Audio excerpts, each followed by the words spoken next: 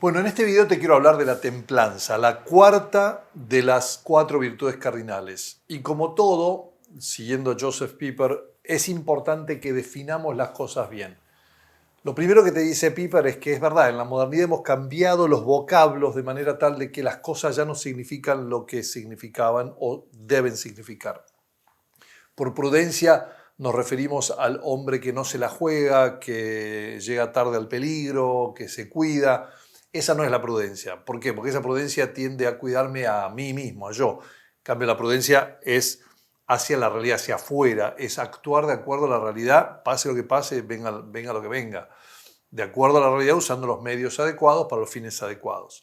La justicia es dar a cada uno lo suyo, pero lo hemos cambiado en una justicia simplemente conmutativa entre individuos y no hablamos de la justicia de la sociedad, de la comunidad, el individuo de la comunidad, y tampoco entendemos la justicia como dar a cada uno lo suyo según un concepto de la realidad que es real. O sea, no podemos, si tenemos una idea equivocada de la realidad, imposible ser justo.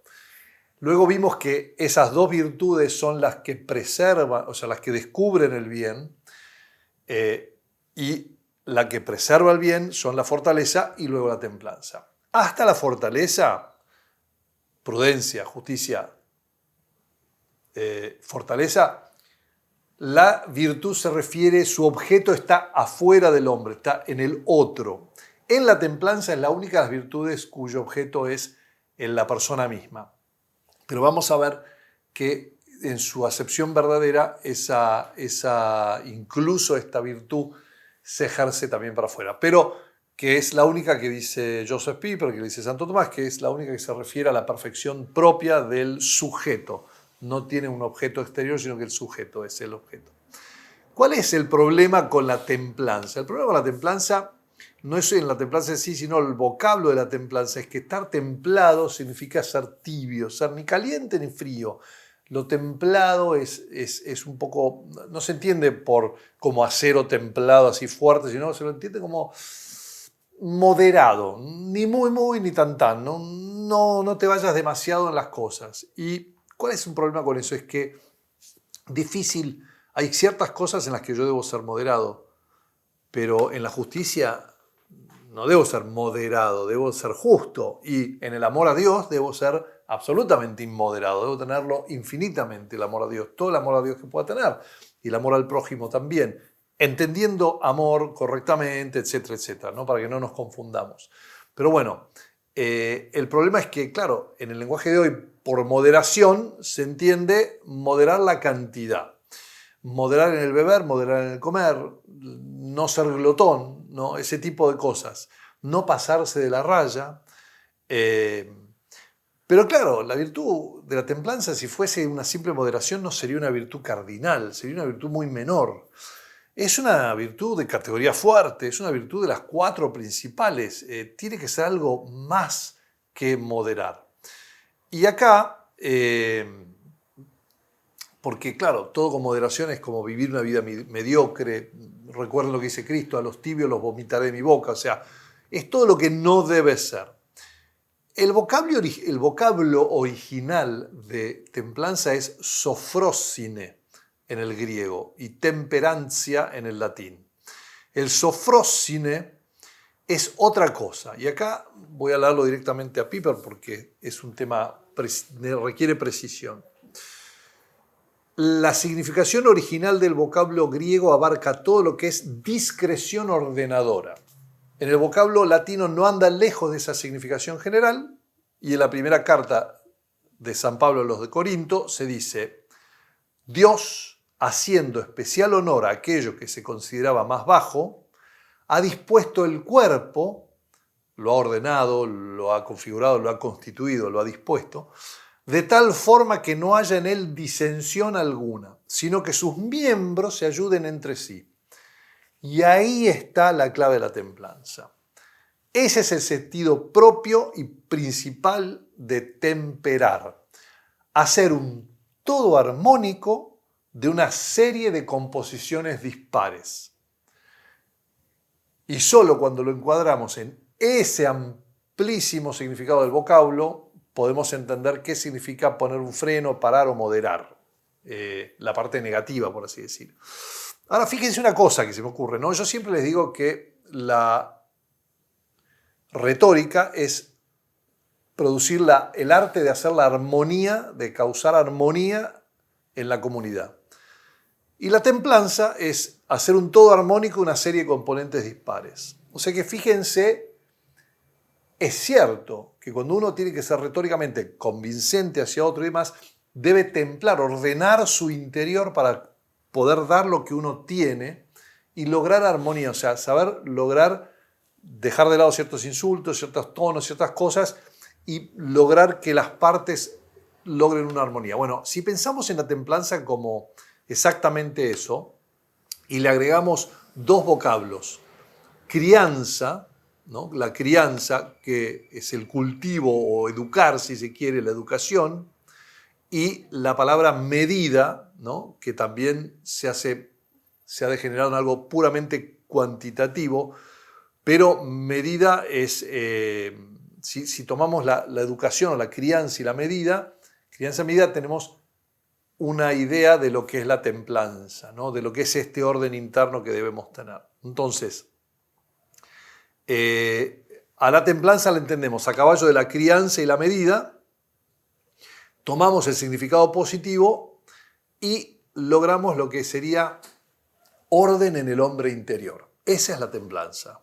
La realización interior a través del orden de aquellas potencias internas, de aquellas cosas internas, de aquellas fuerzas internas, anímicas, de mi alma, que me pueden dar enorme paz y satisfacción y que me pueden quitar toda la paz y satisfacción.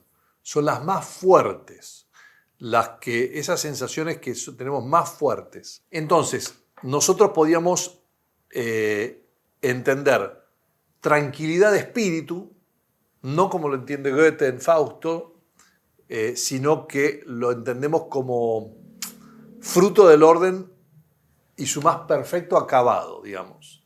La tranquilidad de espíritu sería aquel que, porque es ordenado interiormente, está siempre tranquilo y las cosas externas no lo hacen saltar por los aires.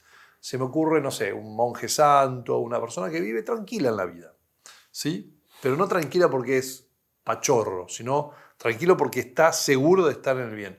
Cristo, que era perfectamente templado, lo vemos pasar de una ciudad a otra, ser perseguido, intentan apedrearlo, habla tranquilamente en la sinagoga, se levantan para apedrearlo, lo sacan afuera, lo van a despeñar, él se escabulle, pero siempre tranquilamente, porque él vive como una persona que es profundamente ordenada en su interior.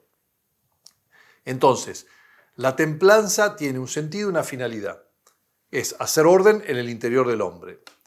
Y, por lo tanto, templanza quiere decir, por consiguiente, realizar el orden en el propio yo. Si tenemos ese concepto, ya entendemos más de la templanza de lo que la mayoría de la gente. Y como les dije, se verifica y opera exclusivamente en el sujeto que actúa, no en el otro, en este caso, ¿no? Es al revés de las otras. Y bueno, Piper marca algo, Santo Tomás marca algo interesante, que dice que como en Dios está presente las ideas ejemplares de todas las cosas, la idea ejemplar en Dios de la templanza es la conversión del espíritu a sí mismo.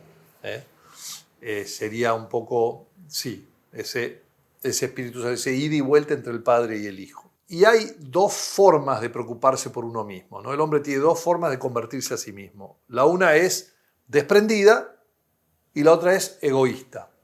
Solamente la desprendida, o sea, desprenderse de las cosas, garantiza la autoconservación. La segunda, la egoísta, la de lograrla para mí, para estar tranquilo, destruye, ¿no?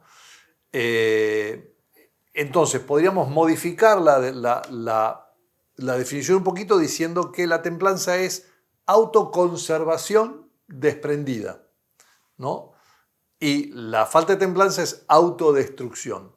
O sea, ¿por qué? Porque degenera de manera egoísta las energías destinadas a autoconservación. ¿Cuáles son las energías destinadas a autoconservación? la comida, el sueño, la sexualidad, o sea, la carne, la parte de los placeres carnales, por así decir. Esas fuerzas son las que, naturales, son las que están destinadas a conservarnos y a edificarnos y a perfeccionarnos, son las que cuando producen efecto contrario más autodestruyen a la persona, ¿no? La Suma Teológica dice: aquellas fuerzas cuya disciplina corre a cargo de la templanza son las que más discordia siembran en el espíritu. Y esto es verdad, nosotros lo vemos, el tema de la sexualidad rampante hoy en día, toda la serie de Netflix y de Amazon y lo que fuera, están basadas en la falta de templanza, en la intemperancia absoluta y total todo el tiempo de todo el mundo. Fuerzas donde hay violencia, sexualidad, dominio, todos, o sea, destruyen al hombre, ¿no? Entonces, ¿cómo es posible que las energías que justamente hacen permanecer al ser, o sea, multiplicarse, generar la generación, la crianza, o sea, el procrear, etcétera, tengan esa tendencia fatal a destruirnos? Santo Tomás lo explica así, y esto vale la pena leerlo verbatim porque la verdad que es una cosa espectacular. La pregunta puesta de una manera positiva sería: ¿cómo es posible llegar por el desprendimiento al verdadero amor a sí mismo? Y Santo Tomás dice lo siguiente: según Santo Tomás, es algo de acuerdo con la misma esencia natural y estructura volitiva, o sea, la voluntad del hombre, el que éste ame a Dios más que a sí mismo. O sea, fuimos creados de fábrica para amar a Dios más que a nosotros mismos. Y el poder destructor que acompaña cualquier violación de esta norma tiene su explicación en que semejante desorden se opone al ser y a la destinación volitiva de la voluntad natural del hombre. Cuando éste se ama a sí mismo por encima de todo, falla su ordenamiento y fracasa la realización de aquel sentido inherente al recto amor de sí mismo, por el que se constituye, se realiza y se logra la esencia de toda plenitud. Esta ley ha de cumplirse en cualquier clase de amor. Tal sentido de absoluta realización está reservado al amor no egoísta de sí mismo, o sea, al desprendido, aquel que no se ciega en la búsqueda del propio yo, sino que con certera visión comprende y sabe servir a la verdadera realidad, la cual está integrada por Dios, el yo y el mundo, ¿no? Fíjense, San Ignacio tiene una charla en su retiro espiritual, en sus ejercicios, que se llama Las dos banderas, y San Agustín comienza su obra magna de la ciudad de Dios con estas palabras, ¿no? Dos amores fundaron dos ciudades. El amor a sí mismo hasta la destrucción de Dios, por así decirlo, hasta el rechazo absoluto de Dios, y el amor a Dios hasta el rechazo absoluto de uno, el desprendimiento de uno. Bueno, es la segunda ciudad la que crea la templanza, ¿no? Esa es la realización del orden interior del hombre, que forma, como decía Sócrates o Platón en la República es algo en grande lo que ocurre al hombre en sí mismo, dentro de sí mismo. Por eso que él dice, vamos a verla, como nos cuesta ver la justicia en nosotros mismos, vamos a verla en la República. Bueno, nos cuesta ver la templanza en nosotros mismos, miremosla en sus efectos, sus frutos, en qué tipo de ciudad forma aquel que es egoísta, basado en sí mismo y todo lo lleva a sí mismo y su lógica es la del dominio, versus aquel que es amoroso, se dona a sí mismo y que su lógica es la del amor y la entrega al otro y no la del dominio y el control del otro, ¿no? En fin, ¿y cuáles son las cosas que me hacen a mí buscar los placeres y demás? Miren, no tienen más que mirar, no sé, Game of Thrones, Juego de Tronos, que no lo recomiendo porque es pornográfico, pero está basado en comer, la sexualidad, la bebida y todo deleite, o sea, y ejercer la violencia contra otros. O sea, pero no es solo eso a lo que se refiere la templanza, porque el dominio de mí mismo también, además de eso, que son las más obvias, también se refieren a cosas a las fuerzas que me quieren hacer fracasar y que en ese egoísmo me lo convierten en soberbia, ¿no? Entonces, o en cólera, por ejemplo, a la cólera le contrapone la mansedumbre y la dulzura, la templanza, ¿no? Entonces, Al final diríamos que, resumiendo, la castidad, o sea, lo que es la moderación de los placeres sexuales, la sobriedad, ¿no?, en la bebida y demás, pero también en el vestir, en el presentarse, es una humildad, ¿no? La humildad, o sea, la ubicación de quién soy en tiempo y espacio, la mansedumbre, el entender lo que es un problema no mío, sino de otro, el que entender que si yo estoy con Dios no tengo por qué enojarme de nada, junto con positivos, estudiosidad, ¿no? Son formas en que aparece la templanza. La lujuria, el desenfreno, la soberbia y la cólera, que no entiende de razones, junto con la curiosidad vana. Al final de las Confesiones, San Agustín le dedica 3 capítulos a la curiosidad vana, contrario a la estudiosidad. Esas son las formas de destemplanza. Entonces, ¿qué hago si estoy educando a mis hijos en las virtudes? Bueno, busque yo que tenga orden interior, que entienda por qué su sexualidad está hecha como está hecha y busque la castidad, la reserva para alguien especial. La sobriedad en el vestir, no sea despampanante, no sea el que busca tener los mejores botines, los mejores esto, las mejores camisetas, las mejores, de mandarse la parte, el mejor auto, sino que sea un tipo que tenga esa sobriedad, que tenga una humildad, que sepa que se puede equivocar y se equivoca seguido y que hay otros mucho mejores que él, que tenga mansedumbre, o sea, que nada lo turbe, nada lo espante, ¿no? Que sepa que los demás él puede comportarse justamente, no importa la situación, y que sea estudioso, que busque asombrarse siempre, que busque crecer, y vas a tener un chico templado, con temperancia o con templanza, o sofrósine en el vocablo griego. Y evita la lujuria, obviamente, que eso es la más, digamos, obvia, pero más difícil de evitar estos días. ¿Cómo la evito? Evitando las pantallas, las películas feas, las series malas, que no se lleve la pantalla a su cuarto, la pornografía, evitarla, el desenfreno, o sea, en la bebida, el buscar desenfrenarse en las cosas, en la comida, en la bebida, controlar un poco, que sepa mortificarse la carne en la bebida, con la comida, o sea, que tome agua, que tome un café sin azúcar, que el mate, si no está justo al punto justo, que no sea sibarita.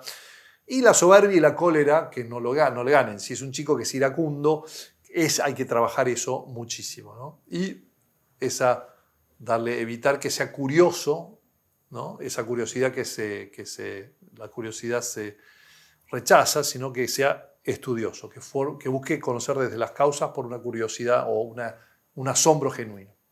Y así vas a tener un chico templado. Y bueno, con esto terminamos la serie de las 4 virtudes cardinales y creo que queda claro por dónde va la cosa. Una comprensión cabal de la realidad que me la presenta como un bien ordenado. Eso me va a dar la prudencia y la justicia, la preservación de eso a pesar y a costa de mi vida si hace falta, la fortaleza y el orden interior mío para poder realmente tener los ojos bien abiertos para poder ver y ser prudente, ver la realidad tal cual es, ser prudente y obviamente justo, porque no voy a estar desenfrenado, no se me va a tergiversar la visión. Es muy típico ver los chicos que son muy desenfrenados tener una visión completamente, absolutamente irreal de la vida, pensando que las cosas se les deben y que las cosas nunca son culpa suya, etcétera, etcétera. Bueno, espero haberte ayudado con estos pequeños videitos y si querés y te interesa, tengo un curso sobre educar en las virtudes, no tenés más que buscarlo en el canal de Sacros y he posteado otros videos sobre diversos temas de educación para ayudarte a educar mejor a tus hijos. Nos vemos entonces en cualquiera de mis videos, en este canal o en otro canal.